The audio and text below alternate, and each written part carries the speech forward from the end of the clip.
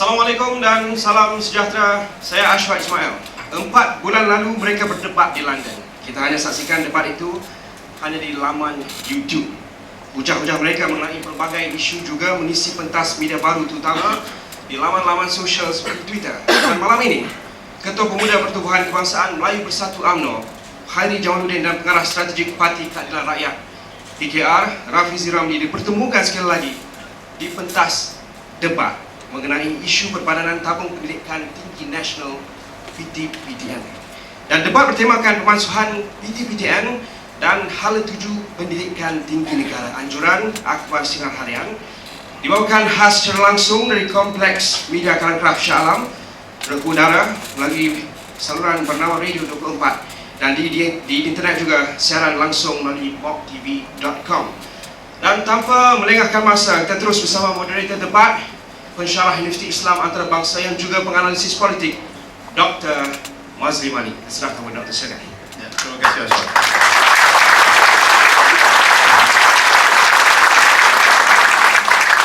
Assalamualaikum warahmatullahi wabarakatuh dan salam sejahtera untuk semua. Tuan-tuan dan puan-puan, saudara dan saudari sekalian, hari ini kita bakal menyaksikan sejarah tercipta. Sejarah yang akan merintis kepada politik baru, politik bertamadun dan politik yang lebih demokratik di bumi Malaysia kita. Bersama kita, dua tokoh politik muda yang kita jangkakan akan mencetuskan satu tsunami di dalam budaya politik kita dengan merintis debat pada malam ini. Sebagai permulaannya, kita akan membicarakan isu PTPTN dan hala tuju pendidikan tinggi negara. Para penonton dan hadirin sekalian, debat merupakan salah satu daripada wacana untuk mendidik rakyat. Rakyat yang bertamadun memerlukan maklumat yang adil dan saksama untuk mereka membuat keputusan. Demokrasi bukanlah hanya sekadar membuang undi ke dalam kotak undi untuk memilih siapa yang memerintah, tetapi lebih daripada itu, kebebasan maklumat, ketelusan maklumat dan maklumat yang adil dan saksama untuk diberikan kepada rakyat agar mereka membuat pilihan yang tepat, itu lebih diperlukan. Tuan-tuan dan puan-puan sekalian, insya-Allah pada malam ini kita akan mendengarkan siri debat yang dianjurkan oleh Sinar Harian yang disokong oleh Astro Awani dan juga Bernama 24. Debat ini mungkin tidak seperti debat yang kita biasa lihat. KJ dan Rafizi pernah terlibat di dalam debat di London dan juga KJ pernah terlibat dengan debat bersama Ambiga, tetapi format pada kali ini agak berbeza. Sinar Harian mempunyai gayanya yang tersendiri. Jadi debat ini mempunyai 3 segmen ataupun 3 round yang akan diputuskan oleh commercial break ataupun laluan kepada iklan. Dan untuk setiap segmen itu ada pelbagai dia punya atur caranya. Dan untuk segmen yang pertama ataupun round yang pertama, kita akan berikan 7 minit yang pertama kepada Rafizi untuk membentangkan apa saja idea beliau mewakili partinya dan juga Pakatan Rakyat mengenai PTPTN dan masa depan politik, masa depan isu pendidikan tinggi negara, dan kemudian diikuti oleh Khairi selama 7 minit, dan round kedua Rafizi akan membalas hujah YB Khairi dan selama 5 minit, dan YB Khairi akan mematahkan hujah saudara Rafizi selama 5 minit juga. Jadi masing-masing akan mendapat 7 minit, 7 minit, 5 minit, 5 menit. Jadi saya kira tanpa melengahkan waktu, saya ingin memberikan laluan kepada saudara Rafizi untuk memulakan penghujaan beliau. Silakan saudara.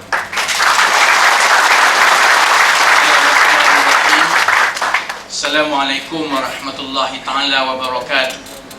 Yang saya hormati Dr. Mazli, saudara moderator, rakan saya saudara Khairi, seterusnya saudara-saudari teman yang hadir pada malam ini. Isu penghapusan PTPTN dan cadangan untuk mengembalikan semula pendidikan tinggi adalah satu pilihan yang seharusnya dikaji dengan mendalam dan menyeluruh oleh rakyat Malaysia. Isu ini bukan soal semata-mata untuk menghapuskan hutang pelajar sahaja, tetapi ia merangkumi kedudukan ekonomi dan juga keberdayaan negara di masa akan datang. Sebab itu bila kita berbincang tentang PTPTN dan hala tuju pendidikan tinggi negara, kita perlu juga rujuk kepada pengalaman negara-negara yang kini berdepan dengan masalah hutang pelajar yang meruncing. Sebagai contohnya, negara yang rata-rata memperdagangkan, memperniagakan pendidikan sekarang ini berhadapan dengan hutang yang sebegitu besar. Ambil contoh Amerika Syarikat. Saudara Khairi pun sedia maklum. Sekarang ini hutang pelajar yang sama seperti tabung PTPTN di Amerika Syarikat telah mencecah 2.6 trilion dolar. Sebab itu Bank Pusat New York mengatakan bahawa hutang ini kalau tidak ditangani dengan baik adalah salah satu ancaman kepada ekonomi dunia yang terbesar.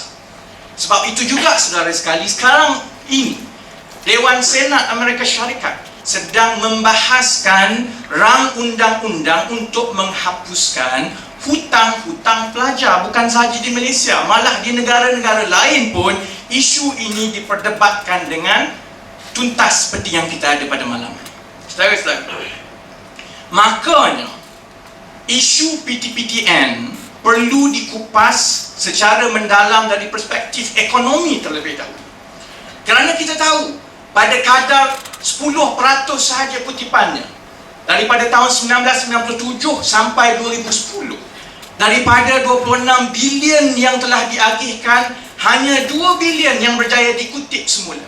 Pada kadar kutipan 10% ini, saudara-saudari, dalam satu jangka masa akan datang, mungkin 5 tahun, mungkin 10 tahun, hutang ini akan terpaksa ditanggung oleh kerajaan dan rakyat juga.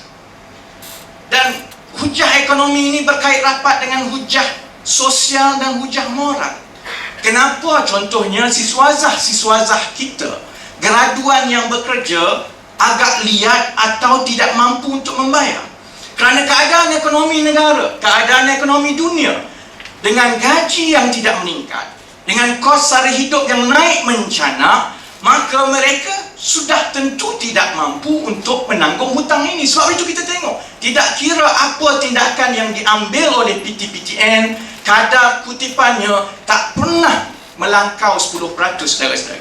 Dan saya nak petik kata-kata dan ulasan yang dibuat oleh Paul Krugman. Dr. Mahathir sendiri sangat sukakan ulasan yang dibuat oleh Paul Krugman, seorang tokoh ekonomi yang terkenal daripada New York. Katanya bahawa kita kena melihat generasi siswazah yang kebergantungannya kepada hutang, yang dibebankan dengan hutang pendidikan ini, akan ada kesan yang besar kepada ekonomi negara.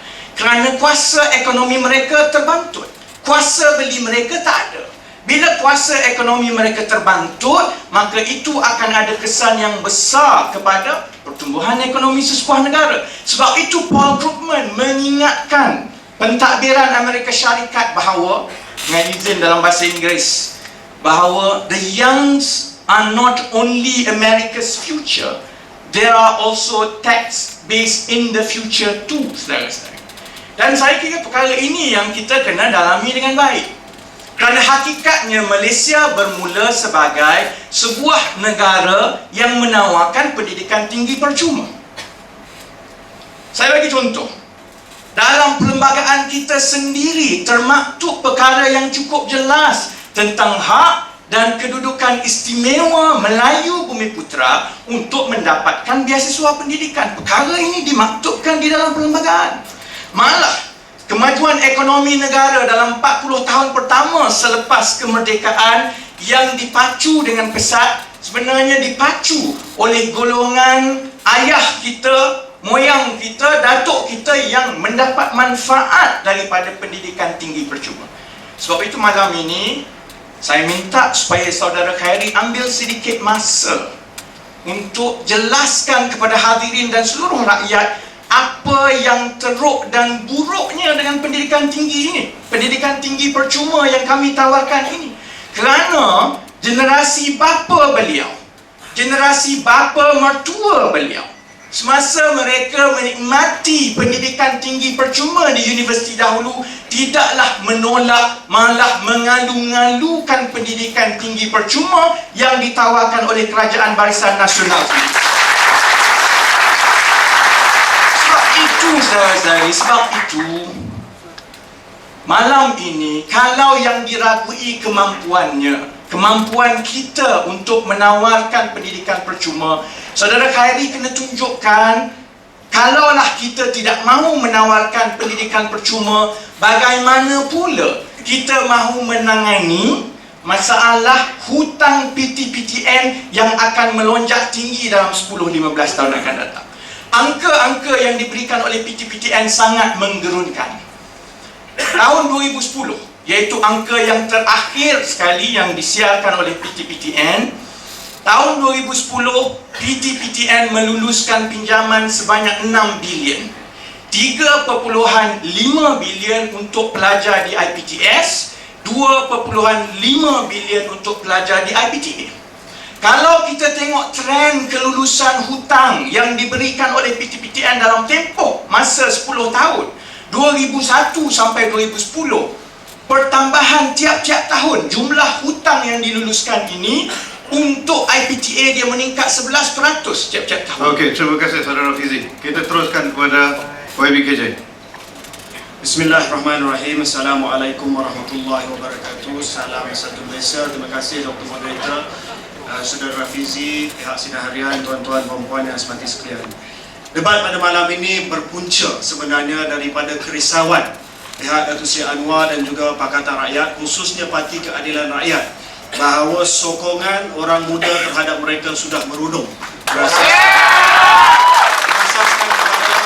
kepada pilihan raya kecil bermula daripada Bagan Bilang, statistik saluran muda semua sudah swing kepada Barisan Nasional. Oleh sebab itu, pada 22 hari bulan Mac yang lepas, Datuk Seri Anwar Ibrahim atas pentas ceramah di Lukut Negeri Sembilan telah memetik satu idea daripada awangan, iaitu untuk menghapuskan PTPTN. Dan sebulan selepas ceramah tersebut, barulah saudara saya, Saudara Fizi, sebenarnya saya kesian sebab dia yang isi detail. Kemudian tidak dapat persetujuan daripada Pakatan Rakyat. Hanya satu dokumen saja yang Pakatan Rakyat setuju, iaitu buku jingga. Dalam buku jingga tak sebut penghapusan PTPTN. Dalam buku jingga sebut memansuhkan cat 1% saja. Itu saja dalam buku jingga. Malah saya percaya DAP amat risau dengan keborosan Datuk Seri Anwar. Baik, pada malam ini saya nak jawab. Pertamanya saya nak jawab apa yang disebut oleh Saudara Fizi tadi. Yang pertama dia cuba buat perbezaan ataupun perbandingan antara apple dan rambutan. Dia cakap zaman arwah bapa saya pergi ke universiti menikmati pendidikan percuma. Zaman arwah saya pergi ke universiti, hanya satu saja universiti awam di Malaysia, itu pun Universiti Melaya di Singapura. 20 IPTA. Hari ini 180,000 orang masuk IPTA tiap-tiap tahun. Puluhan politeknik, ratusan, ribuan, malah ribuan yang kita hantar beasiswa ke luar negara. Jadi janganlah buat perbandingan apple dengan rambutan yang sebenarnya tak relevan pada malam ini. Saya nak cakap soal masa depan negara kita, sebab disebut soal masa depan dan kemapanan idea mereka. Saya nak cakap soal kemapanan idea mereka, ya. Saya baca blog beliau dan pada malam ini saya nak tunjuk angka sebenar kos yang perlu ditanggung oleh kerajaan sekiranya dasar ini ataupun cadangan ini dilaksanakan oleh Kerajaan Pakatan Rakyat sekiranya na'udzubillah mereka menang dalam pilihan raya ini. Pertamanya, nak batalkan hutang PTPTN, bukannya 23 bilion, Saudara Fizi, saya cek PTPTN yang terkini adalah 30 bilion. Itu pertama. Nak hapuskan semua hutang PTPTN yang sedia ada. Yang kedua, dia nak bina 10 universiti baru, ya. Kos pembinaan setiap universiti 2 bilion berdasarkan kepada saiz universiti yang mana dia nak setiap tahun ada 10,000 enrollment baru. Jadi 20 bilion. Yang ketiga, kos pengurusan universiti-universiti tersebut, ya. Saya ambil saiz yang sama dengan saiz yang dicadangkan USM. Kos pengurusan kita buat staggered basis 31 bilion. Ya, ini kos yang kita nak tanggung ni kalau dilaksanakan dasar beliau. Dan kalau nama dia keadilan, takkan nak hapuskan hutang PTPTN saja. Hapuskanlah hutang marah sekali. Hapuskanlah hutang yayasan. Marah dengan hutang 2006 2012 adalah 4.7 bilion. Itu tak masuk utang zaman saya 90-an, 80-an dan sebagainya. Yuran yang dibayar oleh pelajar-pelajar yang tidak disubsidikan 20%. Kita kena belanja berapa? 6.4 bilion ringgit menampung yuran yang dibayar oleh pelajar-pelajar IPTA, sama ada melalui PT-PTN ataupun melalui sumber mereka sendiri. Itu 6.4 bilion ringgit untuk 10 tahun. Yang ini yang paling istimewa. Saudara Fizi kata dalam cadangan dia nak bagi subsidi yuran kepada IPTS yang sepadan dengan yuran yang purata bagi kursus yang sama dekat IPTA. Maksudnya dia nak bagi subsidi juga kepada mereka yang ada di IPTS. Yang itu untuk 1.4 juta pelajar IPTS nak disubsidikan yuran mereka supaya sama dengan yuran di IPTA, akan menelan perbelanjaan sebanyak 60 bilion ringgit. Sara hidup dia nak bagi percuma, bukan pinjaman, dia nak bagi sara hidup kepada semua yang layak. Saya kira-kira 25 bilion ringgit. Tuan-tuan perempuan, tambah pula kalau kita nak membiayai ini, perlu terbitkan hutang, bond kerajaan seperti mana yang dicadangkan oleh saudara Fizi. Kita ambil kadar bunga 3.7%. Dalam 10 tahun kita kena bayar kos pembiayaan 6 bilion ringgit. Jumlah total, grand total yang dicadangkan oleh Pakatan Rakyat, bukan Pakatan Rakyat, Parti Keadilan Rakyat adalah kecing 185 bilion ringgit Malaysia. Bahagikan kepada 10, 18 bilion ringgit Malaysia. Kita tak boleh baca satu saja. Kita kena baca janji ini dengan janji-janji yang lain dalam buku jingga. Sebab ini soal kemapanan ataupun sustainability masa depan kerajaan kita. Contoh, nak hapuskan tol antara 30 hingga 50 bilion ringgit Malaysia, nak beli semua konsesioner. Penyelenggaraan tol 2 bilion setiap tahun. Wi-Fi percuma 1.2 bilion setiap tahun. Untuk membatalkan konsesi air di Selangor saja 15 bilion ringgit Malaysia. Nak meningkatkan royalti minyak 20% untuk Sabah, Sarawak, Terengganu dan Kelantan 12.5 bilion ringgit. Dan untuk menjamin pendapatan minimum RM4,000. RM4,000 sebulan untuk setiap keluarga yang ada di Malaysia. Worst case scenario 90 bilion ringgit Malaysia. Tuan-tuan dan puan, itu saja 170 bilion ringgit. Campur dengan 18 bilion ringgit cadangan hapuskan PT-PTN dengan pendidikan percuma ini, jumlah dia 188 bilion ringgit Malaysia satu tahun. Belanjawan kita tahun ni berapa tuan-tuan dan puan? 233 bilion ringgit Malaysia.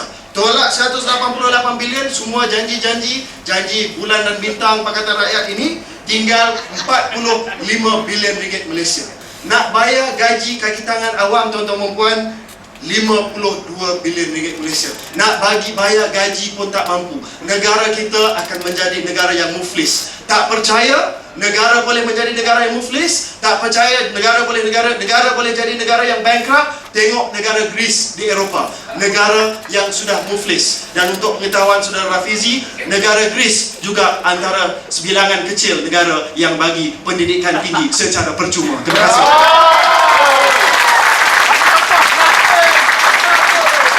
Okey, saudara Fizi 5 minit silakan. Terima kasih saudara Khairi. Malam ini dia jadi accountant, habis start sampai habis. Cuma saya hormati saudara Khairi ini kerana dia menghafal buku jingga dan dasar-dasar Pakatan Rakyat. Sebab itu masa di London, saya lah tegur dia, kalau nak bercakap macam Pakatan Rakyat, masuk Pakatan Rakyat. Saya yang accountantnya saya, bukan saudara Khairi. Kami dah kira, sebab itu kata pepatah Melayu, hendak seribu daya, tak hendak seribu dalih. Barisan Nasional bila dia tak nak bagi pendidikan percuma, kira pun dia buat salah. Baik. Ini accountant betul-betul nak bagi perkiraan malam ini. Lain kali saudara Khairi, sila semak sendiri, jangan suruh kawan-kawan semak, dia salah bagi nombor. Pertama, kalau nak tengok berapa kosnya untuk menyediakan pendidikan percuma, tengok kepada anggaran perbelanjaan yang dibentangkan di Parlimen tiap-tiap tahun. Saudara, sama-sama luluskan. Setiap tahun, 21 universiti kita diberi grant 7.5 bilion, maksudnya 16,000 setiap seorang pelajar. Kita dah semak untuk kita bagi pendidikan percuma, yuran semua percuma, kalau RM16,000 itu sudah 90% daripada kosnya, maka kita hanya perlukan 562 juta tambahan. 562 juta tambahan boleh kita tanggung, saudara-saudara. Yang kedua, soal beasiswa sara hidup RM5,000 setahun untuk setiap orang pelajar. Sekarang ini pelajar di Universiti IPTA ada 465,000.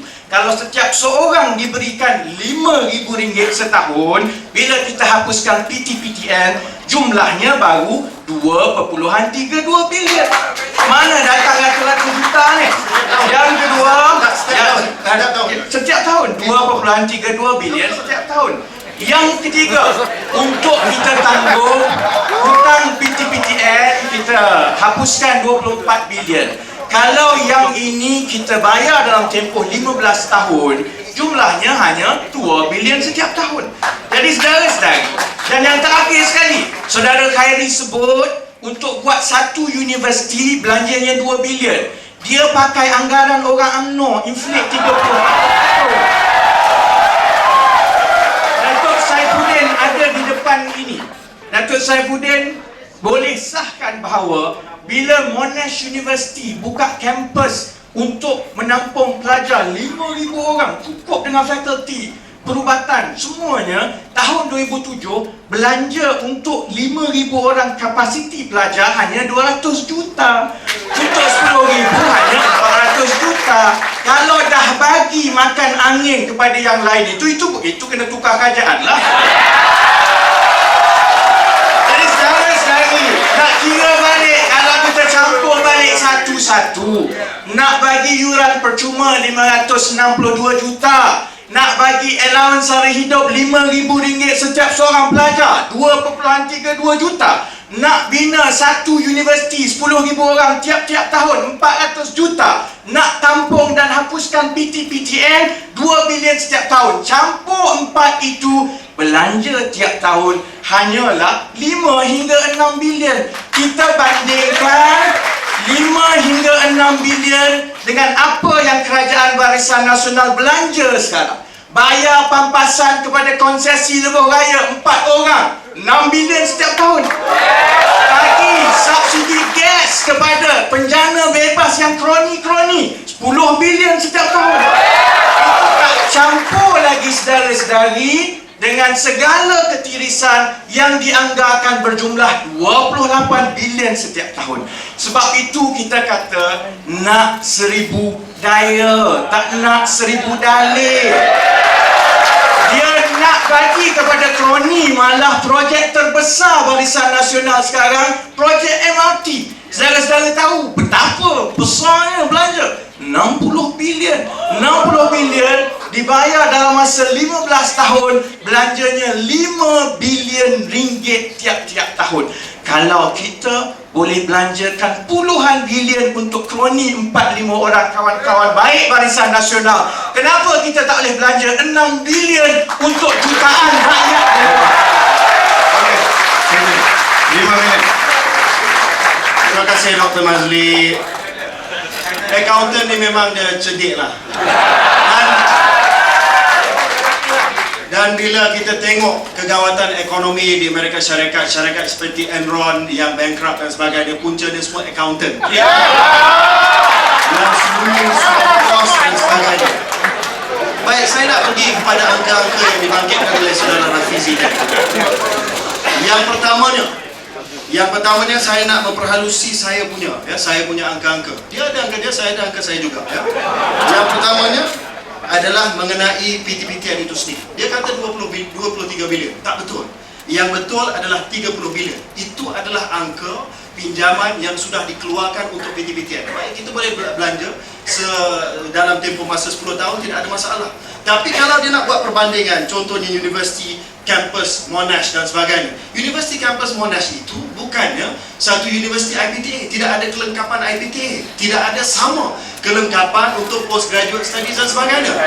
Betul? Betul.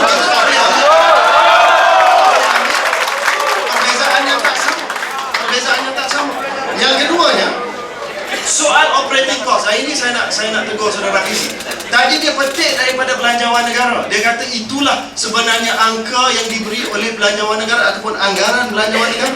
Saya ambil grant yang diberi kepada Universiti Sains Malaysia. Saya ambil grant yang diberi kepada Universiti Sains Malaysia oleh kerana kemasukan intake Universiti Sains itu adalah sama seperti universiti yang dicadangkan oleh saudara Fizi, iaitu 10,000 pelajar tiap-tiap tahun. Untuk menjadi 40,000 pelajar, dia punya enrollment ataupun dia punya kehadiran pelajar, ya. Dan kalau kita ambil USM sebagai comparison, sebagai perbandingan, OPEX untuk USM, iaitu perbelanjaan pengurusan untuk USM saja yang dia dapat daripada kerajaan persekutuan pada tahun 2011 adalah 746 juta ringgit Malaysia. Pada tahun 2012 adalah 568 juta ringgit Malaysia. Kita ambil average, kita ambil purata daripada itu, jadilah untuk 10 universiti untuk tempoh masa 10 tahun 31 bilion ringgit Malaysia. Ini yang saya ada kat sini, ya. Yang lagi satu yang saudara Fizi tak sebut adalah nak menampung yuran IPTS. Dalam dia punya cadangan disebut dengan jelas bahawa nak bagi yuran subsidi kepada IPTS supaya sama dengan yuran yang diberi untuk kursus yang sama dekat dengan IPTA. Jadi saya kira untuk 1.4 juta pelajar IPTS, 1.5% ambil perubatan, 13.4% ambil engineering, 85% ambil kursus-kursus yang lain. Saya kira kalau kita nak bagi subsidi untuk setiap daripada kursus-kursus ini, jumlah besarnya adalah 60 bilion ringgit Malaysia. Jadi saya tak tahu di mana saudara Fizi boleh buat shortcut. Saya tak tahu di mana dia boleh buat credit accounting. Mungkin kita boleh jimat, dari segi pembinaan universiti. Itu pun sedikit saja tuan-tuan dan puan. Tetapi akhirnya poin saya, apa yang disebut sebagai unjuran daripada saudara Fizi, iaitu 5 bilion ringgit saja, tidak betul. Unjuran saya, mungkin dia tak akan setuju, 18 bilion ringgit Malaysia. Saya akan naikkan semua angka-angka ini dalam blog selepas ini, saudara-saudara boleh nilai. Dan inilah sebenarnya kesan yang akan memberi kesan kepada kewangan negara kita sekiranya polisi beliau dilaksanakan. Satu lagi yang saya nak sebut, ya, iaitu dia sebut bahawa kita akan mengalami, ya, kerugian sebanyak 6 bilion konsesi kalau kita bayar pampasan kepada konsesi. Hari ini kita tak bayar lagi pampasan kepada PLAS sebab kerajaan sudah mengambil alih PLAS. Jadi itu tak betul. Tak betul bahawa PLAS dibayar dan lebih buruk lagi tuan-tuan dan puan, kalau ikut cadangan beliau bahawa semua konsesi negara akan diambil alih oleh EPF dan juga khazanah. Dia tak kira kos penyelenggaraan. Dia lupa bahawa kos penyelenggaraan jalan-jalan raya pada hari ini yang ditanggung oleh tol akan mencecah 2 bilion ringgit Malaysia. Itu pengeluaran daripada mereka. Jadi mereka cakap memang sedap, indah khabar dari rupa. Apa yang mereka cakap memang betul, ya. Tetapi kalau kita teliti kan, kalau kita tengok secara detail, secara teliti, sebenarnya saya percaya dan saya yakin apa yang dicadangkan oleh Pakatan Rakyat bukan hanya cadangan ini, tetapi juga cadangan buku jingga yang lain akan dan boleh memufliskan negara kita dalam masa yang terdekat. Okey, terima kasih. Okey. Nampak saya boleh berpuas hati kepada kedua-dua debater ni, dia boleh menepati waktu dan agak panas. Okey, tapi insya-Allah alhamdulillah berakhir sudah pusingan pertama kita dan kita akan berhenti sebentar untuk memberi laluan kepada iklan dan 2 minit waktunya, dan jangan ke mana-mana. Bagi yang berada dalam dewan dan berada di rumah, jangan ke mana-mana, kita akan bertemu kembali selepas ini. Kita kembali ke debat Rafizi KJ berkaitan dengan PTPTN dan juga ada tuju selepas ini. Terima kasih kepada para hadirin dan juga penonton di rumah yang masih setia bersama kami. Dan berlalu sudah pusingan pertama, hujah-hujah bernas telah dibentangkan dan kita telah dengar pada kedua-dua pihak angka yang berbagai yang saya tidak pasti siapa yang ikut angka-angka tersebut. Yang saya pasti semuanya bersorak kerana gembira dengan pihak masing-masing. Tapi saya berharap kepada mereka yang berada di rumah, pilihan di tangan anda. Tetapi kita belum berakhir, kita akan pergi kepada pusingan seterusnya. Pusingan ini agak menarik. Untuk round ketiga ni macam wrestling lah, macam boxing. Okey, kita akan berikan peluang kepada kedua-dua pendebat untuk mengajukan soalan kepada satu sama lain. Pertamanya, YB Khairi akan ajukan soalan kepada saudara Rafizi, dan saudara Rafizi diberikan 4 minit untuk jawab. Dan kemudian saudara Rafizi selesai menjawab, diberikan peluang untuk bertanyakan kepada YB Khairi, dan YB Khairi akan berpeluang untuk menjawab dalam tempoh yang sama 4 minit juga. Jadi tanpa melengahkan waktu, kita serahkan kepada YB Khairi untuk tanyakan soalan kepada saudara Rafizi. Silakan. Terima kasih. Soalan saya kepada saudara Rafizi mudah saja ya. Kita nak tengok sejauh mana komitmen Pakatan Rakyat terhadap konsep pendidikan yang percuma. Ya. Jadi pada malam ini saya nak tanya kepada saudara Rafizi, apakah persediaan kerajaan-kerajaan negeri Pakatan Rakyat di negeri Selangor dan juga mungkin di negeri Kedah untuk menawarkan pendidikan secara percuma ya, di universiti-universiti di bawah pengendalian mereka.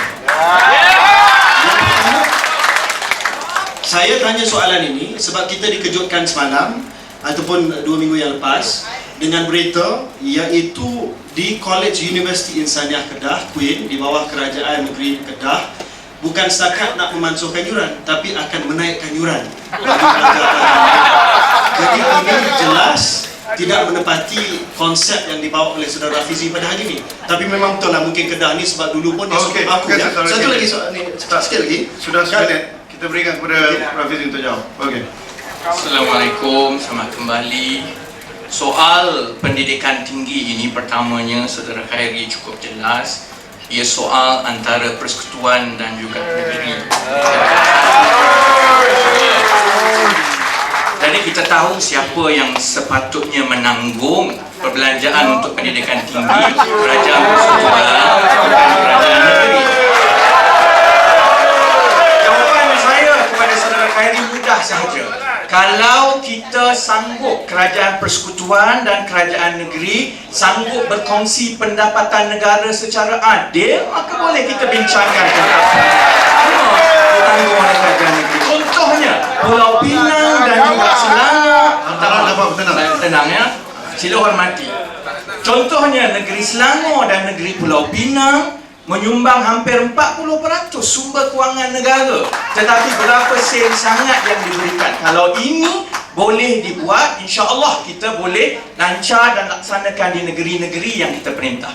Tetapi saudara-saudari, saya nak sebut juga, di Selangor contohnya kita sudah buat yang terdaya dan termampu. Cuma kita ada masalah kerana kita mewarisi kolej-kolej dan universiti ini daripada UMNO Barisan Nasional. Kita mewarisi kos yang sangat tinggi. Contohnya, saya bagi contoh UNICEF. UNICEF bila dibuat audit, dilihat kos pembinaannya hanya sekitar 200 juta. Tetapi kos yang termasuk di dalam buku yang terpaksa dibayar berkali-kali ganda daripada itu.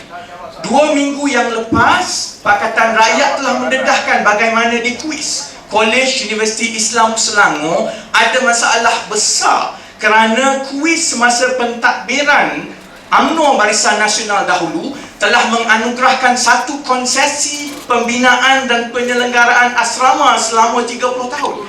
Yang dapat ini, saudara-saudari, adalah seorang adun daripada Selangor, Adun BN, Adun Permatang sendiri. Dan kalau lihatnya, segala-galanya atas angin. Dia hanya dapat konsesi, diberikan kepada Bina Puri Holding untuk dibina, kemudian dia ambil keuntungan berkali-kali ganda dengan menekan pelajar, saudara-saudari. Ini perkara-perkara yang sebenarnya harap penyokong UMNO dapat bersabar. Ini perkara-perkara yang saudara Khairi saya mohon bawa kembali kepada Kerajaan Barisan Nasional. Kerana janji kita di Selangor kepada pelajar-pelajar di Kolej Universiti Islam Selangor, kalau Adun Permatang itu sanggup secara sukarela membatalkan perjanjian dia yang menekan pelajar dengan harga berkali-kali ganda, esok juga kita boleh turunkan yuran. Terima kasih. Okey, terima kasih. Dan sila berikan soalan anda kepada saudara KJ. Saudara Khairi, antara tahun 2004 dan 2008, ketika Tun Abdullah Badawi adalah Perdana Menteri Malaysia, saudara adalah penasihat utama beliau. Pada ketika itu juga, di antara tahun 2004 hingga 2008, Kerajaan Barisan Nasional telah mengambil wang Petronas sebanyak 237 bilion, iaitu lebih daripada separuh segala jumlah wang yang pernah diberikan oleh Petronas kepada kerajaan dari tahun 1934 hingga 2010. Soalan saya, daripada jumlah 237 bilion itu, berapa yang dibelanjakan untuk pelajar, berapa yang dibelanjakan untuk pendidikan tinggi, berapa beasiswa baru yang diberikan menggunakan wang Petronas, dan apakah sejauh manakah wang itu yang dibelanjakan demi kebajikan pendidikan tinggi? Terima kasih. Saya bahagikan jawapan saya kepada dua. Satu, respons tadi ya. Tadi saudara Rafizi kata kalau tak nak buat 1000 dalil, kalau nak buat 1000 daya, ya, 1000 daya. Apa yang disebutkan tadi bahawa saya cabar beliau untuk mengurangkan yuran secara simbolik, tak payah menghapuskan yuran, tak nak buat, macam-macam dalil. Kata disebabkan konsesi daripada Kerajaan Barisan Nasional dan UMNO. Ya, saya nak bagi tahu tuan-tuan dan puan, dalam buku jingga mereka kata kalau menang hari ini, mereka akan batalkan semua konsesi besar untuk IPP syarikat yang buat penajaan ataupun yang buat penjanaan elektrik. Disebut bahawa dalam buku jingga kalau menang, dia akan batalkan semua kontrak gas subsidi untuk IPP syarikat yang buat penjanaan kuasa. Kalau dalam buku jingga boleh buat janji yang begitu gah bahawa esok menang akan batalkan kontrak. Ini kontrak kecil College Universiti Islam Negeri Selangor pun dah ada kuasa sebagai kerajaan negeri. Kalau berani janji bahawa sanctity of contract, mereka boleh merombak perjanjian yang lebih besar yang melibatkan syarikat penjanaan elektrik. Ini pula kontrak yang kecil pun tak boleh buat. Tolak balik kepada Barisan Nasional. Inilah yang bermaksud kalau tak nak buat 1000 dalil. Itulah menjawab soalan tadi, kita konsisten. Saudara Rafizi pun tahu bahawa semenjak 2003 sampailah ke hari ini, di mana sumbangan daripada Petronas, royalti, cukai, dividen Petronas meningkat dengan begitu mendadak. Dia pun tahu bahawa jumlah yang dibelanjakan, jumlah total yang dibelanjakan untuk pendidikan pun meningkat. Ya. Setiap tahun pendidikan merupakan sektor yang terbesar dalam belanjawan negara dalam bahagian sektor sosial. Jadi tidak ada apa-apa tomahan yang saya rasa boleh tempias kepada muka Barisan Nasional. Pendidikan antara item dalam belanjawan negara daripada dulu sampai sekarang yang diberi keutamaan dalam belanjawan. Okey, harap betul penyokong PR. Wah, sudah jawab. Okey. Saya cukup seronok dengan YBKJ. Dia boleh bagi, bukan sekadar menepati waktu, tapi boleh menjimatkan waktu. Okey, kita bagi kepada round keempat. Bukan mudah untuk pendebat menepati waktu. Jadi saya berikan penghormatan kepada kedua-dua mereka yang boleh menepati waktu.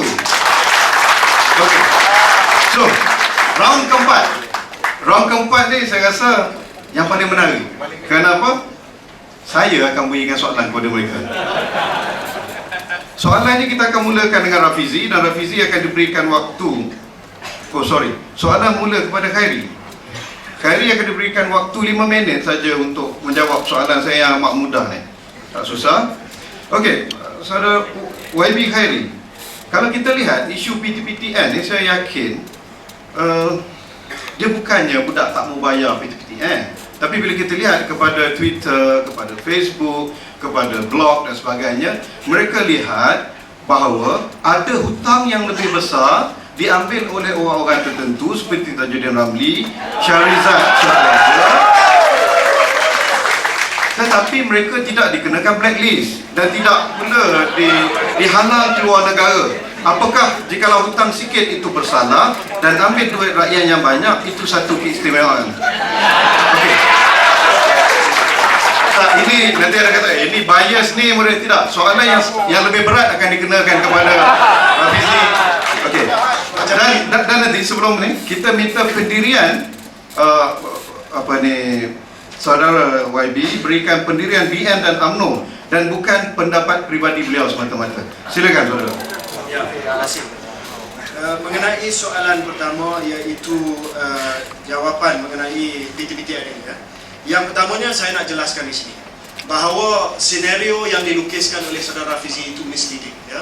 Yang pelajar-pelajar PTPTN jumlah yang telah disaman dan masih belum bayar balik secara total hanya 6% daripada peminjam PTPTN, ya. 94% daripada peminjam PTPTN itu, walaupun mungkin ada yang susah nak bayar, tetapi mereka dapat servis pinjaman mereka. Yang di blacklist, yang menjadi masalah, yang disekat di lapangan terbang dan sebagainya, semuanya adalah 6% saja daripada PTPTN. Jadi tujuan nak batalkan PTPTN ini semata-mata kerana 6% ada masalah.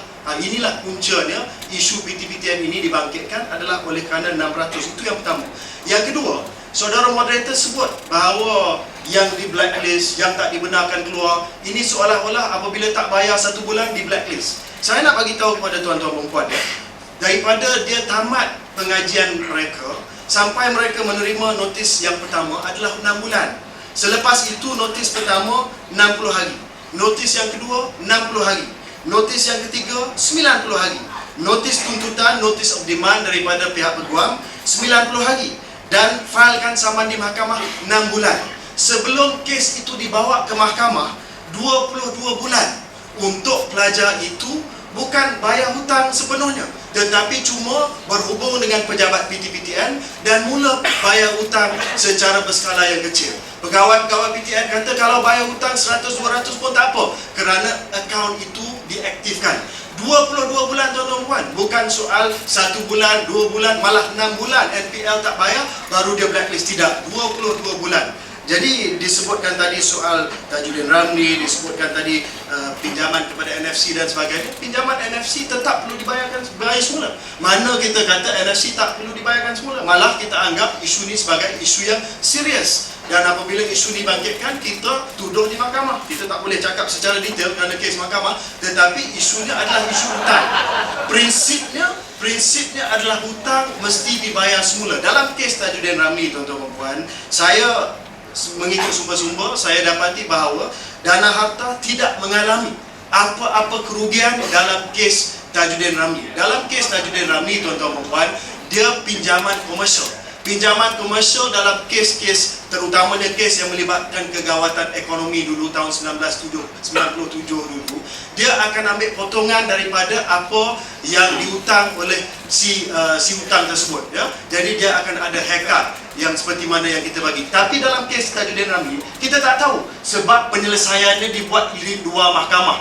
Bukannya di dalam mahkamah, tetapi Pakatan Rakyat dia bawa kes ini, dia kata bahawa Tajuddin Ramli tak perlu bayar 500 juta ringgit Malaysia dan dihapuskan hutang itu dengan begitu saja. Dia tak ceritakan bahawa mungkin ada penyelesaian di luar mahkamah yang menyebabkan beliau membayar sebahagian daripada hutang tersebut, ataupun ada hutang-hutang yang lebih daripada 500 juta ringgit itu yang sudah dibayar. Dan untuk makluman tuan-tuan dan puan, Dana Harta yang kutip hutang lama daripada krisis kewangan ini ada kadar kutipan sebanyak 60%. Jadi kadar kutipan mereka jauh lebih tinggi daripada agensi-agensi di Korea, di Indonesia dan juga di Thailand. Apa yang kita buat dalam kes Tajuddin Ramli, saya percaya adalah untuk kita mencapai penyelesaian, dan saya yakin bahawa Dana Harta tidak mengalami kerugian dalam kes Tajuddin Ramli.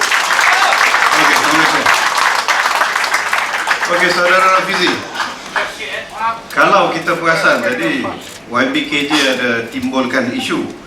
Dia kata apa yang cuba dibawa mengenai penghapusan PTPTN, pendidikan percuma, ini bukan dasar PR. tapi dasar PKR. Dia tak ada dalam buku jingga. Kenapa DAP dan PAS tidak ada keputusan sama dalam isu ini? Adakah ini hanya langkah populis menjelang PRU 13 untuk PR meraih atau PKR meraih undi golongan muda? Dan lebih menarik lagi, bagaimana pula kedudukan Supremo PKR Anwar Ibrahim yang dulunya sendiri terlibat di dalam penubuhan tabung PTPTN?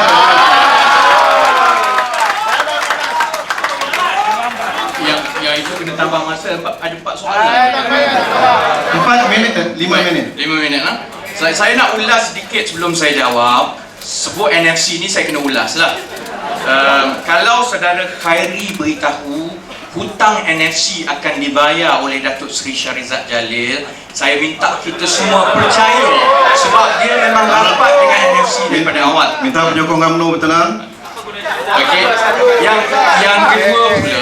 Yang kedua pula ialah tadi saya dengar panjang lebar saudara Khairi seolah-olah menjadi peguam Tan Sri Tajuddin Ramli. Cuma saudara tak jawab soalan yang paling penting yang ramai orang muda nak tahu. Kenapa bilis kita tekan dan senarai hitam tetapi jerung kenyang dan terlepas? Yang itu soalan Dr. Mazli tadi, kembali kepada soalan yang pertama tentang dasar. Kononnya ini hanya dasar PKR. Kita ada wakil-wakil dari PAS di depan, termasuk Dr. Zulkifli, yang bersama-sama menggubal dasar dalam Pakatan Rakyat. Saya boleh sahkan dan saudara-saudari boleh lihat dan semak semua kenyataan akhbar yang dibuat bersama oleh Majlis Pimpinan Pakatan Rakyat. Dasar pendidikan percuma adalah dasar yang didukung sepenuhnya oleh Pakatan Rakyat. Malah kenyataan Datuk Seri Haji Abdul Hadi Awang lebih tegas dalam soal ini berbanding dengan Datuk Seri Anwar Ibrahim, kerana beliau merujuk kepada kajian dan penulisan yang dibuat oleh Ibnu Khaldun. Mereka yang tak tahu Ibnu Khaldun ni siapa, semak. Dia ini dulu ulama besar, pakar ekonomi ternama dunia 1200 tahun yang lepas. Ibnu Khaldun menulis dalam kitabnya secara jelas bahawa pendidikan ini adalah satu pelaburan. Bila kita sediakan pendidikan bagi kesejahteraan dan bagi khidmat pendidikan ilmu kepada masyarakat, masyarakat yang lahir adalah masyarakat yang berilmu dan terpelajar, masyarakat ini jugalah yang akan melaburkan kembali wang dan membesarkan ekonomi. Ini perangan daripada Datuk Seri Haji Abdul Hadi Awang sendiri. Sebab itu saya pelik, saudara Khairi ni kadang-kadang macam dia dalam Pakatan Rakyat. Kami yang buat keputusan dan juga dasar, dia yang lebih tahu. Dan yang kedua, soalan Dr. Mazli tentang peranan dan juga kedudukan Datuk Seri Anwar Ibrahim, kerana ketika itu beliau berada di dalam kabinet semasa PTPTN ditubuhkan tahun 1997. Saya nak sentuh beberapa perkara. Pertama, keputusan kabinet adalah keputusan bersama dalam mana-mana sistem pemerintahan parlimen yang macam ada. Tak tahulah takut dalam Barisan Nasional style diktator, tetapi dalam Pakatan Rakyat keputusan yang bersama. Yang kedua, saudara-saudari, semasa PTPTN digubal tahun 1997 dahulu, tujuannya bukanlah seperti yang ada sekarang. Saudara Khairi boleh semak. Tujuannya mengikut handset yang disebut oleh Datuk Seri Najib sendiri di Parlimen adalah untuk membantu golongan yang nak ke universiti, tetapi bukanlah untuk menyemarakkan tumbuhnya institusi pengajian tinggi swasta seperti yang ada sekarang. Sebab itu dalam 8 tahun pertama, kebanyakan daripada pembiayaan PTPTN ini pergi kepada IPTA. Itu memang tujuan asalnya. Tetapi bermula tahun 2005 hingga sekarang, pembiayaan IPTS yang meningkat dan mengatasi pembiayaan IPTA kerana perniagaan pendidikan telah diperniagakan. Dan PTPTN ini menjadi modal yang menyebabkan pendidikan diperdagangkan yang menyusahkan rakyat, saudara-saudara. Jadi, kalau moderator nak tanya apa kedudukan Datuk Seri Anwar dulu dan sekarang, keadaannya dah berbeza. Seperti juga saudara Khairi. Memang dalam UMNO Barisan Nasional yang memperkenalkan dan memperjuangkan ISA dan AUKU, tetapi kedudukan beliau sekarang berbeza juga. Beliau yang paling lantang di dalam Barisan Nasional yang mahu menghapuskan ISA dan AUKU. Apa beza beliau? Apa beza Datuk Seri Anwar Ibrahim? Keadaannya berbeza.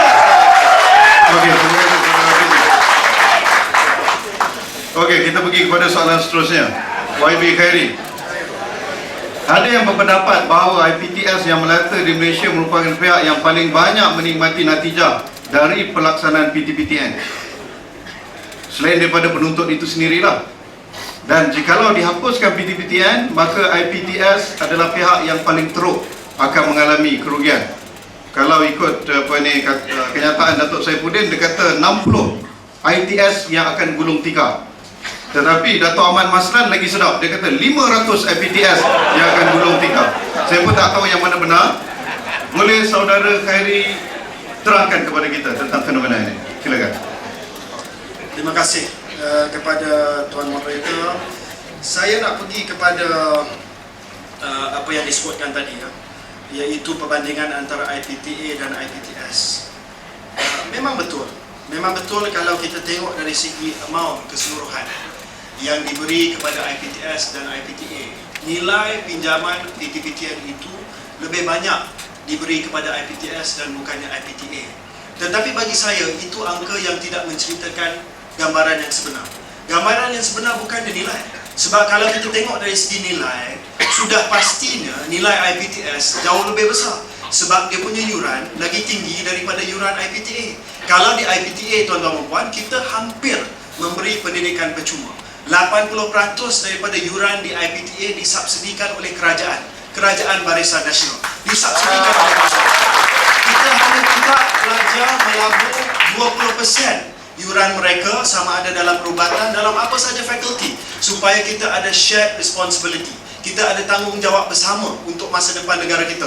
Kalau ikut cerita Saudara Rafizi tadi, Ibn Khaldun sebut bahawa pendidikan ada pelaburan. Pelaburan itu bukan hanya kerajaan yang buat, tetapi mahasiswa harus juga buat pelaburan.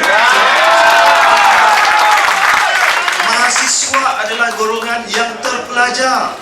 Mereka ada earning potential. Takkanlah mahasiswa, tuan-tuan dan puan, tidak mahu menyumbang kepada masa depan negara. Duit yang itu bagilah kepada kawasan luar bandar, bagilah kepada kampung, bagilah membina sekolah dan universiti dan jalan kampung, tuan-tuan dan puan. Tak maaf ya. Ini adalah keutamaan yang kita bagi. Jadi saya nak balik kepada apa yang disebutkan tadi. Dia kata, oh semua pergi kepada IPTS. Jauh lebih besar pergi IPTS daripada IPTA. Memang betul. Nilai contohnya 2011, PTPTN. Amount yang dikeluarkan untuk IPTS 2.7 bilion ringgit. Nilai yang dikeluarkan untuk IPTA 2.2 bilion ringgit. Bezanya tak banyak. Tetapi dari segi jumlah pelajar yang dibiayai oleh PTPTN, tuan-tuan dan puan, IPTA 123,000 pelajar yang kita hantar melalui PTPTN ke IPTA. IPTS cuma 76,000 saja, hampir separuh. Jadi tak betul kalau dicakap bahawa ia menguntungkan pelajar-pelajar IPTS dan IPTS dan bukannya IPTA dan pelajar-pelajar IPTA. Yang kedua, soal Saudara Dr. Mazli tadi, cakap soal piawaian IPTS, standard IPTS. Memang kita mengakui bahawa ada setengah IPTS yang tidak menepati piawaian, tetapi tidak bermaksud bahawa kerajaan Barisan Nasional tidak buat apa-apa. Dalam tempoh masa daripada 2007 sehingga 2011, tidak kurang daripada 100 IPTS dibatalkan pendaftaran mereka kerana pemantauan yang rapi yang dibuat oleh Kementerian Pengajian Tinggi. Dan pada hari ini kita panggil IPTS untuk ditubuhkan di Malaysia, bukan IPTS yang tidak ada nama. Contohnya Monash, Kertip, kita panggil Newcastle Medical School, Nottingham dan sebagainya. Jadi kualiti IPTS sedang meningkat dan kita pastikan bahawa IPTS yang dulunya tumbuh seperti cendawan. Hari ini adalah pemantauan untuk menjaga kualiti IPTS tersebut. Sikit lagi saya nak sebut tadi disebut bahawa perbezaan Datuk Seri Anwar dan sebagainya, saya pun beza dan sebagainya, hari ini pendirian saya dan lain. Kalau gentleman, kalau betul-betul tak setuju dengan PT-PTN ini, jangan kata alasan ini collective responsibility. Kalau gentleman, kalau kerajaan, kalau tak setuju Tajudin Ramli beli saham, kalau tak setuju PT-PTN ditubuhkan, letak jawatan daripada kerajaan. Tengok Tun Musa Hitam, Timbalan Perdana Menteri pertama Tun Mahathir, tak setuju, gentleman letak jawatan. Tapi Anwar Ibrahim dulu setuju, hari ini keluar jadi pembangkang kata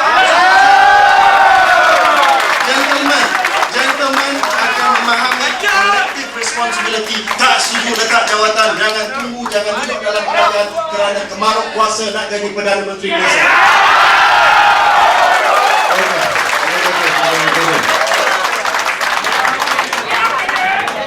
Wah, ya semakin menarik ya. Kita yang duduk kat tengah ni pun pening kepala kan. Okey, Saudara Rafizi, tanpa melengahkan waktu, Saudara Rafizi mengemukakan idea pendidikan percuma dan dikatakan bukan hanya sekadar aspirasi PKR tetapi juga PR. Boleh tanya Dr. Zul ada dekat situ, okey PAS dan DAP pun. Persoalannya, there's no such thing as free. Ada orang yang akan bayarnya, kan? Jadi expense siapa yang kena bayar? Dan biasa yang ditunjukkan ialah contoh negara-negara Scandinavian country. Jadi kat Scandinavian country ni cukainya hampir mencecah 50% ada di antaranya. Tetapi dalam satu waktu, kalau kita lihat kesan daripada itu, nisbah tertiary education atau pendidikan, golongan pendidikan tinggi di kawasan Scandinavian country daripada 70 hingga 100% golongan pendidikan tinggi. Cuma dia terpaksa dibayar dengan cukai yang tinggi. Ini menurut Human Development Report UNDP 2011. Persoalannya, Saudara Rafizi, adakah ini merupakan masa depan negara?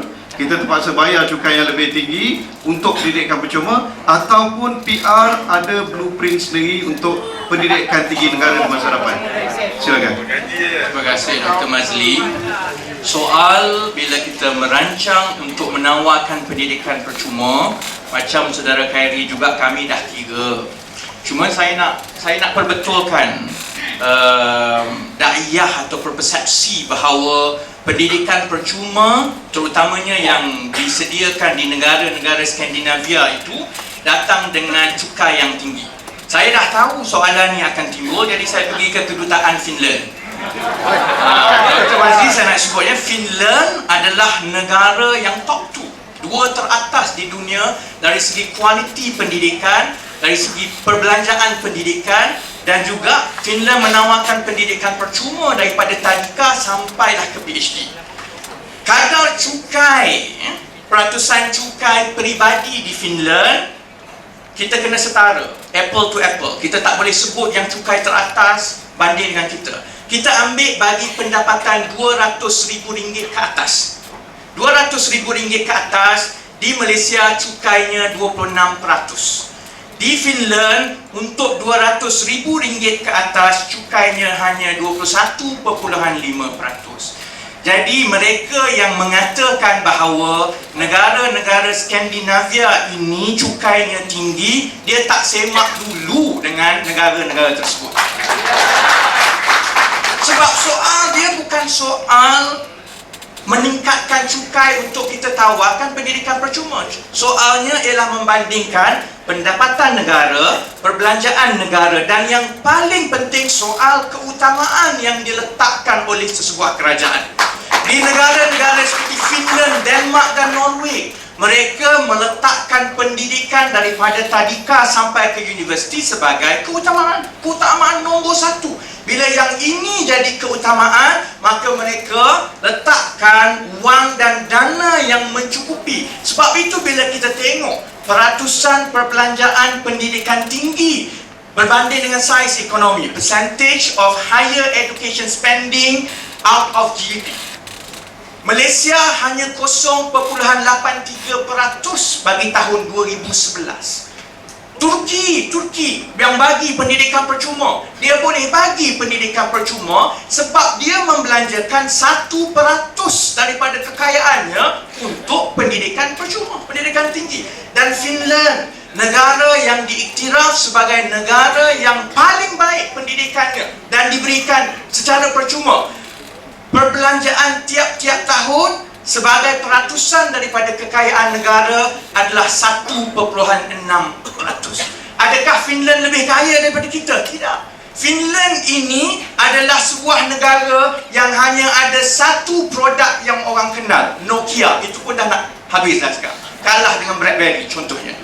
Tapi sebab disiplin untuk membangunkan pendidikan percuma mereka tiap-tiap tahun, apabila dibuat senarai negara yang terbaik, Finland berada di atas. Sebab itu doktor, bila kita bandingkan pendapatan negara dan juga perbelanjaan negara dan soal keutamaan, masalah Malaysia, keutamaannya diberikan kepada projek-projek besar.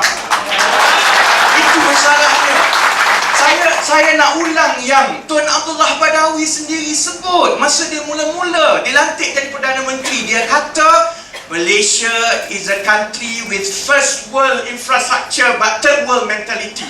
Kita, Malaysia ini sibuk membina infrastruktur bangunan besar, tetapi mentaliti rakyatnya masih lagi mentaliti negara ketiga. Yang itu ditunjukkan di dalam peruntukan perbelanjaan kita tiap-tiap tahun. Kerana memang sebahagian besar daripada perbelanjaan kita perginya untuk membina bangunan, untuk buat projek, tambah jalan dan sebagainya. Sebab itu kita yakin doktor, last 1 minute, bila kita tengok kekayaan negara tiap-tiap tahun, kita ada 181 bilion ringgit pendapatan. Kita pinjam 40 bilion ringgit untuk kita dapat belanjawan yang saudara Khairi sebut tadi 220 bilion. Tetapi rakyat juga tahu, kalaulah negara kita ini berjimat, hapuskan rasuah, buat tender terbuka, dengan mudah kita boleh selamatkan 30 bilion tiap-tiap tahun, yang boleh kita gunakan 5 bilion tiap-tiap tahun untuk menampung pendidikan percuma tanpa sedikit pun kita naikkan peratusan cukai. Sekian. Okey, terima kasih. Okey, berakhir sudah pusingan kedua kita atau segmen kedua, dan kalau tadi kita berterima kasih kepada kedua-dua pendebat ini, tapi saya ingin ucapkan terima kasih kepada para penonton sekalian. Walaupun ada jeritan, walaupun ada sugotan, tepukan, itu normal lah. Itu maksudnya kita masih manusia yang mempunyai diri rasa. Tapi yang lebih penting, penghargaan diberikan, tidak ada yang begitu emosional, dan setakat ini kerusi masih belum diangkat lagi. Dan diharapkan kita akan kekal begitu.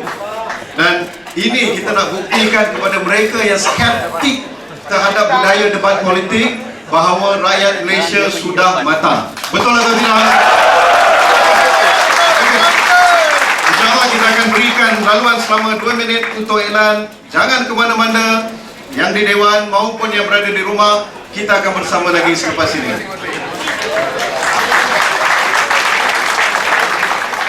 Kita bersama kembali debat KJ Rafizi berkaitan ataupun berhubung PTPTN dan juga Hala 7 dan masa depan pendidikan tinggi negara.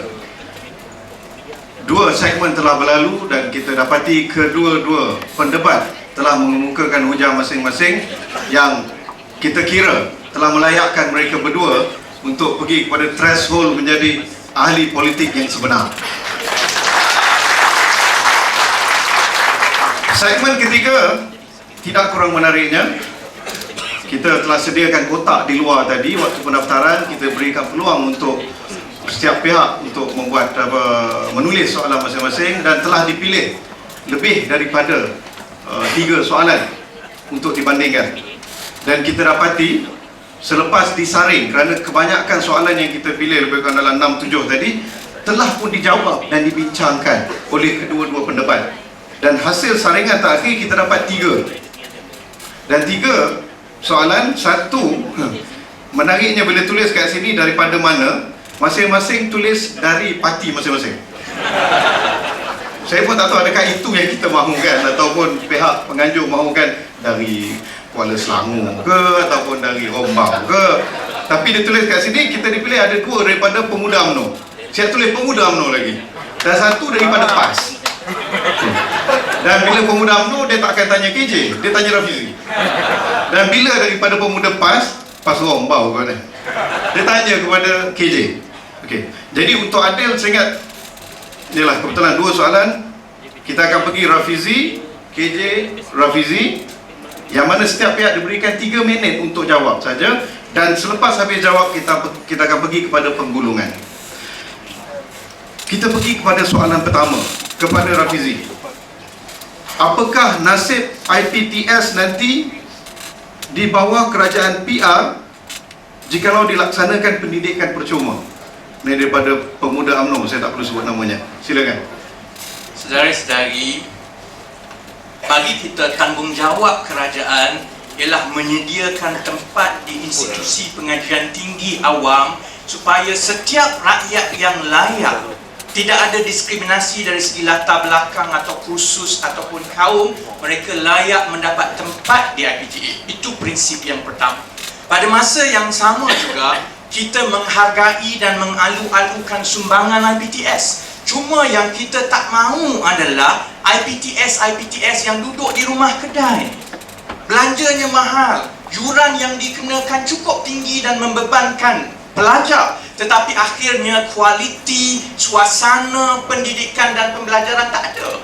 Jadi sesuazah yang keluar daripada IPTS begini selalunya sukar untuk mendapat kerja, dan mereka ini jugalah yang akhirnya terpaksa menanggung beban PTPTN yang tinggi. Jadi pandangan kita terhadap sumbangan IPTS ialah kita mahukan hanya IPTS yang betul-betul berkualiti, yang betul-betul ada niche-nya, ada speciality, keistimewaan. Kerana kita yakin IPTS seperti ini, kalau yurannya tinggi sekalipun, kalau kosnya 2 kali ganda berbanding dengan IPTA, siswazah pelajar akan tetap masuk dan memohon ke IPTS ini kerana kualiti. Yang kita tidak mahu, rakyat terpaksa masuk ke IPTS kerana tidak ada tempat di IPTA. Jadi pandangan kita mengikut unjuran dan perangkaan yang kita buat, bila keadaan ini berlaku dengan menubuhkan 10 universiti baru, 100,000 tempat, akhirnya ini akan menyebabkan berlakunya apa yang dipanggil sinergi di antara IPTS. IPTS swasta, mungkin ada 1 IPTS itu hanya pakar dalam bidang perubatan, 1 mungkin dalam perakaunan. Mereka akan bergabung kerana untuk mereka kekal bersaing dan terus maju, mereka tidak ada pilihan lain kecuali bergabung. Inilah model yang dilaksanakan di beberapa negara lain yang mengamalkan pendidikan percuma, termasuklah di Turki. Dan saya juga kena jelaskan bahawa kita tidak pernah mengatakan bahawa kita akan diskriminasikan IPTS. Kita berjanji selepas proses gabungan ini, hanya IPTS yang betul-betul baik dan layak, contohnya Universiti Petronas, contohnya Universiti Tenaga Nasional. Bagi setiap pelajar yang masuk ke universiti-universiti ini, mereka akan mendapat subsidi yuran yang setara dengan apa yang dibelanjakan oleh kerajaan bagi pelajar yang masuk di IPTA. Okey, terima kasih saudara Rafizi. Soalan kepada saudara YBKJ. YBKJ, pendidikan tinggi di Malaysia, apakah ada kelemahannya dan apakah cara untuk memperbaiki kelemahan tersebut? Silakan. Yang pertamanya saya nak perbetulkan saudara Rafizi sikit. Selalu disebut bahawa Turki bagi pendidikan percuma, Turki bagi pendidikan tinggi percuma. Tapi tuan-tuan dan puan, baru-baru ni pelajar-pelajar mahasiswa di Turki telah berdemonstrasi membantah kenaikan yuran universiti. Jadi contoh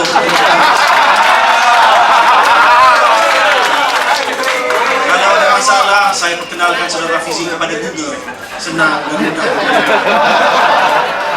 Tuan-tuan dan saudara sekalian, kalau kita cakap soal hala tuju pendidikan negara, dia bukan terbatas kepada PTPTN. Kerajaan kita melaksanakan banyak perubahan daripada 2-3 tahun yang lepas yang diperkenalkan roadmap untuk pengajian tinggi untuk memastikan bahawa pendidikan negara kita, tinggi negara kita dapat dimantapkan lagi. Yang pertamanya, kita bagi otonomi kepada universiti. Sekarang ini universiti seperti Universiti USM, Apex University dan 4 lagi University Research diberikan otonomi untuk memilih naib chancellor mereka. Diberi otonomi untuk memilih fakulti mereka, diberi otonomi untuk menentukan peruntukan yang dibelanjakan, diberi otonomi untuk pilih pelajar-pelajar yang dapat masuk ke dalam universiti tersebut. Dan kalau kita nak cakap soal otonomi bagi pelajar-pelajar yang begitu lama menjadi perjuangan kata-kata pihak termasuk diri saya sendiri yang meminda aku pada hari ini untuk membenarkan pelajar-pelajar bebas untuk politik, bukannya kerajaan Pakatan Rakyat tetapi tidak lain tidak bukan kerajaan Barisan Nasional juga. Kita memperkukuhkan kurikulum di peringkat IPT. Kita telah semak semula 2,500 kursus dan program yang ada di IPTA. Sebab dulu katakan bahawa ketidakbolehpasaran pelajar-pelajar IPTA. Pada hari ini oleh kerana kebolehpasaran, marketability pelajar-pelajar IPTA itu ataupun mahasiswa di peringkat universiti awam itu sudah menjadi satu bidang hasil utama ataupun MKRA, Kementerian Pengajian Tinggi. Oleh sebab itu kebolehpasaran pelajar-pelajar ini sudah meningkat sampai 75% daripada graduan ataupun siswazah kita akan dapat cari kerja dalam 6 bulan selepas mereka keluar daripada universiti. Antara yang lain juga kita pastikan kualiti tenaga pengajar kita meningkat. Kita nak pastikan bahawa menjelang tahun 2015 kita ada 18,000 tenaga akademik yang berkelayakan PhD. Menjelang tahun 2023 60,000 tenaga akademik di peringkat IPTA yang ada sekurang-kurangnya doktorat ataupun PhD di kalangan ataupun sebagai kelayakan mereka. Ini semua adalah usaha untuk memperbaiki pendidikan dan pengajian tinggi kita. Dan juga kita tak lupa, jangan kita hanya tertumpu kepada golongan yang terpelajar yang boleh masuk ke universiti. Bukan semua orang boleh masuk ke universiti, tuan-tuan dan puan. Kita kena ingat juga aliran yang alternatif tak disebut langsung oleh Pakatan Rakyat. Pendidikan vocational, technical yang tercicir daripada SPM, saya tahulah Pakatan Rakyat nak jaga elit ya, tetapi kita cakap soal mereka yang tercicir. Kerajaan kita akan menyediakan 90,000 tempat baru dalam college community. Saya tahulah saudara Rafizi menghina college community, dikata college yang ada di rumah kedai ni siapa nak pandang. Tapi kebanyakan college community termasuk college community Rembau di kawasan saya ada di rumah kedai. Ramai daripada mereka datang daripada pelajar-pelajar yang miskin, yang tak ada peluang, yang tercicir daripada SPM. Inilah college yang ada di rumah kedai ni. Tetapi inilah yang akan angkat martabat mereka yang tercicir daripada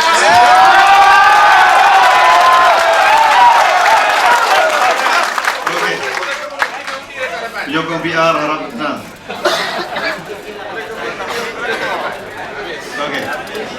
Okey, habis. Okey tu. Dah habis. Okey. Okey, kita kembali kepada saudara Rafizi. Saya nak minta izin daripada pihak Nganjuk. Kalau nak ikutkan, dia beri tiga soalan daripada penonton. Tapi tak adil saya rasa. 2 kepada Rafizi, 1 kepada KJ. Boleh tak saya ambil 1 lagi untuk diberikan kepada KJ? Anda bukan Nganjuk Datuk Samudin. Okey, tak apa. Datuk Samudin boleh kan? Okey, cuma 3 minit sajalah diberikan. Okey, saudara Rafizi, hanya sebilangan kecil saja yang tidak membayar hutang PTPTN ini. Ini daripada UMNO juga. Oleh itu, bukankah penambahbaikan PTPTN lebih baik daripada menghapuskannya? Silakan, 3 minit. Saudara, jumlah hutang yang telah diluluskan sampai tahun 2011 adalah 43 bilion. Jumlah yang dikutip adalah 3 bilion. Selama 1997 sampai tahun 2011. Dan unjuran kita dengan peningkatan hutang sebanyak 11% tiap-tiap tahun untuk pelajar IPTA dan juga 17% tiap-tiap tahun untuk IPTS. Dalam tahun 2020, tiap-tiap tahun PTPTN akan meluluskan pinjaman berjumlah 24 bilion. Dalam tahun 2020, jumlah pinjaman terkumpul yang telah diluluskan adalah 177 bilion. Kalau dalam masa 15 tahun hanya 3 bilion yang dikutip, Apa jaminan yang kita ada dalam 8 tahun akan datang ini kita boleh tampung 177 bilion? Ini bukan soal nak salahkan pelajar. Saya tak salahkan pun Kerajaan Barisan Nasional. Sebab itu saya mohon saudara Khairi malam ini kita lihat secara objektif. Masalah kita ialah kerangka dan model pembiayaan pendidikan tinggi yang ada sekarang ini tak mampu, tak mampan. Yang macam saudara Khairi sebut, seperti yang berlaku di Amerika Syarikat dan negara-negara lain, bila kadar bayar balik semula pelajar itu terlalu rendah oleh sebab-sebab ekonomi semasa, tak ada kerja, kos sara hidup, gaji tak naik, akhirnya lepas 10 tahun, 15 tahun, negara juga yang terpaksa menanggung hutang 177 bilion itu. Sebab itu bezanya kita sebut sekarang. Sebelum kita terjebak menjadi seperti Amerika Syarikat yang hutang pelajarnya sudah mencecah 2.6 trilion, baik kita tukar model sekarang. Kerana pada kadar 24 bilion hutang sekarang, kita masih lagi mampu menanggung 2 bilion tiap-tiap tahun, berbanding kalau kita tunggu tahun 2020 saudara-saudari nak tanggung hutang 177 bilion, maka benarlah apa yang Datuk Idris Jalal kata, kalau kita tunggu bankrupt lah Malaysia dalam tahun 2020. Jadi bezakan, saya tak sebut langsung tentang menang pilihan raya. Saya tak sebut langsung tentang untuk mendapatkan undi orang muda. Ini soal kerangka ekonomi. Dengar, ini soal kerangka ekonomi. Kita sudah tengok pengalaman di negara-negara lain. Kita tahu di persimpangan ini kita akan terjumus ke gawah hutang seperti itu. Sebab itu kita minta tukar model sekarang. Okey, terima kasih Saudara Bizi. YBKJ, apakah harap dapat bertenang? Okey, YBKJ soalan terakhir ya. Untuk pusingan ini 3 minit saja. Apakah rasional PTTN mengambil pinjaman dari KWSP bernilai 13.5 bilion, KWAP 500 juta dan bank-bank CIMB dan Arab Nation Bank 16.9 bilion untuk menampung kos mereka? Apa ni? Saya nampak moderator desperate sangat, terpaksa cari soalan. Jadi soalan ni mudah dijawab. Sebenarnya mudah dijawab. Saya rasa tidak ada masalah. Pada awalnya sewaktu PTPTN diluluskan, bawa dalam parlimen, dibentang dalam parlimen, disokong oleh Pemangku Perdana Menteri Datuk Seri Anwar pada waktu itu, disokong oleh DAP, siang kata tambah lagi PTPTN, kita suka PTPTN ini. Itulah pada waktu itu. Ya. Pada waktu itu memang kerajaan bagi grant. Kita bagi grant terus kepada PTPTN. Tetapi apabila didapati bahawa grant itu adalah satu tanggungan kepada kerajaan, kerajaan telah buat keputusan supaya dana yang diberi oleh PTPTN kepada pelajar-pelajar ini didapati ataupun dipinjam daripada institusi-institusi kewangan, termasuk juga KWSP yang akan melabur. Cuma di sini saya ingin nyatakan bahawa kos pembiayaan pinjaman PTPTN yang dibuat dengan bank-bank komersial, yang dibuat dengan institusi kewangan, yang dibuat dengan KWSP, kadar bunga ataupun kos tersebut ditanggung oleh kerajaan. Maksudnya PTPTN tak perlu bayar kos pembiayaan yang dipinjam daripada KWSP dan bank-bank komersial. Maksudnya tidak ada kos yang ditanggung oleh PTPTN, tidak ada kos yang diberi kepada PTPTN dapat pinjaman dengan interest free, kadar faedah yang percuma oleh kerana kerajaan yang membiayai kadar kos pembiayaan tersebut. Oleh sebab itu, saya nak cadangkan satu idea yang lebih realistik yang sebenarnya ada sama dalam buku Jingga juga, iaitu daripada kita memansuhkan PTPTN, daripada kita bagi pendidikan secara percuma, yang mana unjuran saya akan bankruptkan negara kita dalam 2 ataupun 3 tahun, kita sedia untuk menawarkan cadangan yang saya dah sampaikan kepada Perdana Menteri, yang saya rasa rata-rata mahasiswa anggap hutang perlu kita bayar, kita nak menyumbang kepada negara juga, tetapi kita mansuhkan 1% kos pengurusan itu. Dan mereka balik dari situ. Saya rasa apa yang disebut tadi, masalah di mereka syarikat dan sebagainya, tidak disebut soal pemansuhan hutang. Sebab mereka tahu hutang itu adalah hutang. Yang disebut sekarang ini, yang Presiden Obama sendiri kata adalah untuk memastikan bahawa Stafford Student Loans itu kenaikan kadar bunga interest rate ditangguhkan. Itu saja, bukan pemansuhan. Jadi tuan-tuan dan puan, kita kena faham bahawa PTPTN kita kena buat cadangan yang realistik, yang tidak akan memudaratkan masa depan negara kita, yang akan meringankan beban di kalangan student. Dan saya percaya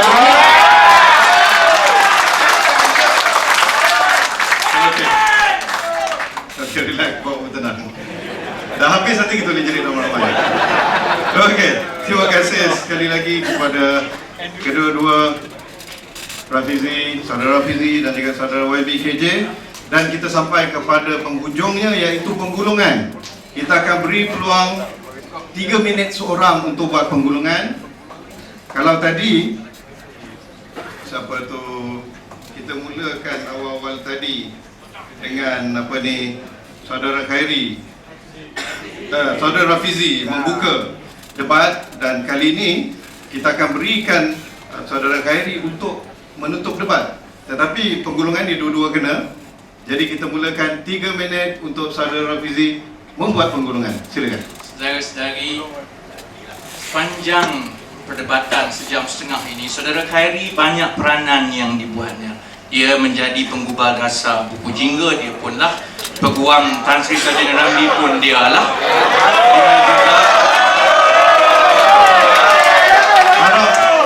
Harap kedua-dua penyokong PR dan UMNO dapat mengawal nafsu. Langsung yang tidak dijawab oleh saudara Khairi adalah persoalan kerangka hala tuju pendidikan tinggi. Beliau sebut tentang PTPTN. Hanya untuk hari ini, yang kita bawa ialah dalam tempoh 8 tahun, hutang PTPTN yang terpaksa ditanggung oleh negara adalah 177 bilion.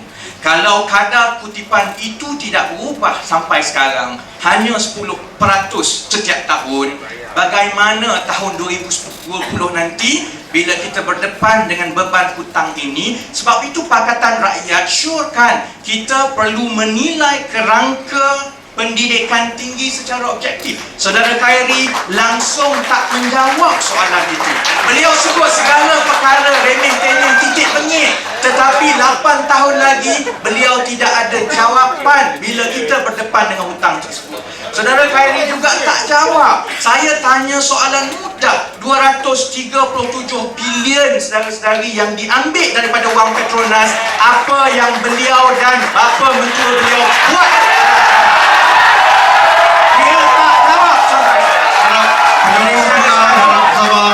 Sebabnya ialah kerana bila saudara Khairi kata kita kena buat keputusan yang tidak memudaratkan negara, beliau lupa bahawa yang memudaratkan negara adalah rasuah, yang memudaratkan negara adalah penyelewengan, yang memudaratkan negara adalah apabila pemimpin makan duit rakyat dan wang tak sampai kepada saudara-saudari. Sebab itu debat pada malam ini sepatutnya jadi titik tolak yang baik. Saya percaya saudara Khairi akan balik dan bentangkan ada isu kerangka yang lebih besar dari soal memansuhkan 1% charge perkhidmatan, soal hutang dan juga soal membiayai pendidikan tinggi negara.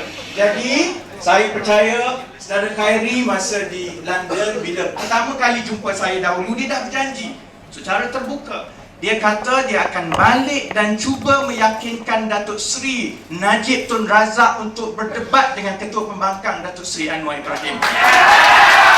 Saya ingat dan tuntut janji itu, dan saya percaya Sinar Harian Astro Awani lebih daripada bersedia untuk menjadi tuan rumah. Dan dalam perdebatan tersebut, soal-soal kerangka ekonomi. Terima kasih. YBKJ, silakan. 3 minit. Kita cakap soal kerangka ekonomi negara. Disebut oleh saudara Rafizi tadi, hutang yang akan meningkat 10 tahun yang akan datang. Bagaimana rakyat dan mahasiswa akan bayar hutang tersebut? Ya, kalau kita tengok Amerika Syarikat, tak ada kerja, kos sara hidup naik, ekonomi gawat. Ini yang akan berlaku di Malaysia juga. Ini tuan-tuan dan puan adalah pengakuan bahawa di bawah kerajaan Pakatan Rakyat mereka tak boleh menjana ekonomi. Saya percaya kalau Barisan Nasional tuan-tuan dan puan, program transformasi ekonomi akan menumbuhkan 3.5 juta pekerjaan baru. Pekerjaan baru dalam sektor pendapatan tinggi. Kita akan mencapai per capita gross national income pendapatan $15,000 per capita. Kita telah memperkenalkan gaji minimum RM900 yang akan memberi tekanan untuk gaji lain untuk naik. Ini keyakinan Barisan Nasional. Kita yakin mahasiswa akan dapat gaji yang lebih tinggi. Kita yakin ekonomi kita akan bertumbuh dengan lebih besar. Sebab itu mereka bagi pengakuan pada malam ini tidak yakin dengan polisi ekonomi mereka. Sebab itu hutang lama perlu dihapuskan. Tak yakin bahawa ekonomi akan bertumbuh. Dan tuan-tuan dan puan, ini logik. Penyokong PR harap dapat bersabar. Kalau yakin ekonomi akan bertumbuh, mahasiswa akan dapat kerja, mahasiswa akan dapat pendapatan yang lebih tinggi, mereka akan berjaya bayar hutang mereka. Tetapi kalau tak yakin, tak dapat menjanakan ekonomi, kerana apa? Kerana negara kita muflis akibat daripada janji bulan dan bintang Pakatan Rakyat, maka kita membukakan cadangan nak selesaikan hutang. Itu jalan yang mudah, tuan-tuan dan puan. Saya mengakhiri pengulangan saya dengan mengingatkan saudara Rafizi. Hari ini beliau menjanjikan pendidikan secara percuma. Saya nak ingatkan manifesto Kerajaan Negeri Selangor pada pilihan raya umum ke-12. Yang tak dapat dilaksanakan, jangan cakap soal pendidikan universiti secara percuma. Penyokong Jangan kita UMNO harap cakap, bersabar. jangan kita cakap soal universiti secara percuma. Memberi pendidikan prasekolah percuma kepada anak Selangor usia 5 hingga 6 tahun.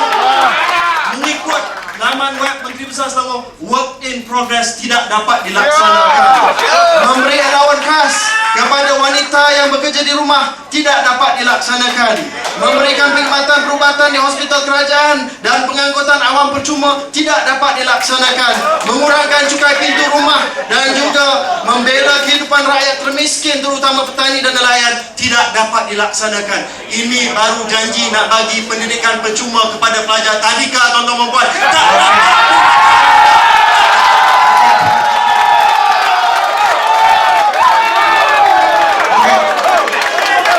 Penyokong UMNO, penyokong VR harap dapat bersabar. Tunjukkan kepada penonton di rumah anda semua bertamadun. Anda semua telah matang. Okey, terima kasih kita ucapkan sekali lagi. Penyokong UMNO harap saya tak perlu ulangi sekali lagi kesalahan tersebut. Okey. Begitu juga penyokong PR. Okey.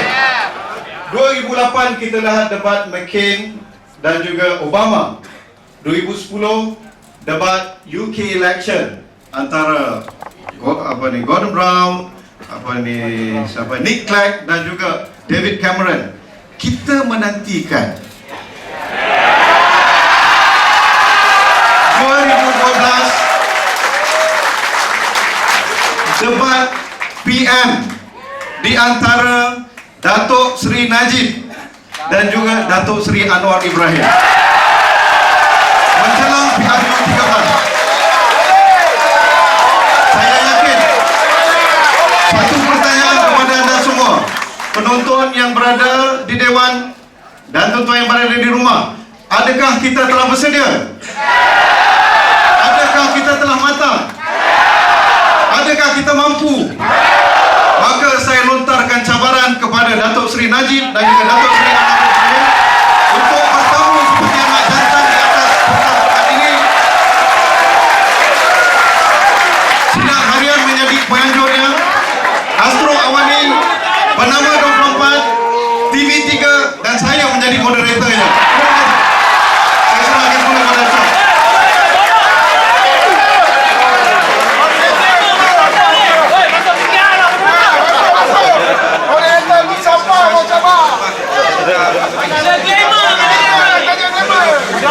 Syarat Jerman dan juga saluran radio Menawar Radio 24. Saya Ashfaq Ismail